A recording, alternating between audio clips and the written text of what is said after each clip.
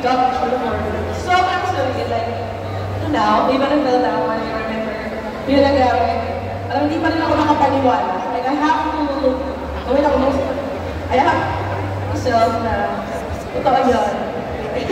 Yeah, it was a mix of excitement, but at the same time, pressure. Kasi hindi ko siya na-meet before the actual shoot. Na-meet ko lang siya, nung papatigimin ko na siya nung he said like he knew you, right? Yeah. He knew who you were. Really? Girl. Yeah. So most of the job that I had to before the meetup was to perfect the recipe. Kasi only had one chance. At feeling ko hindi ko siya mauuto. Yung parang hindi ko masarap yung paglalaro. Hindi ko siya kaya-kaya.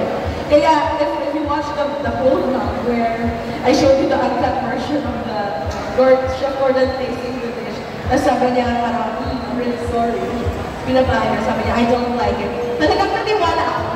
Na parang, okay, stop naman natin itong shoot kasi hindi niya kaya magpanggap na masarap. Pero, you really loved it and I know that you really loved it kasi marami siyang kinain. So, it's so happy. So where are we already?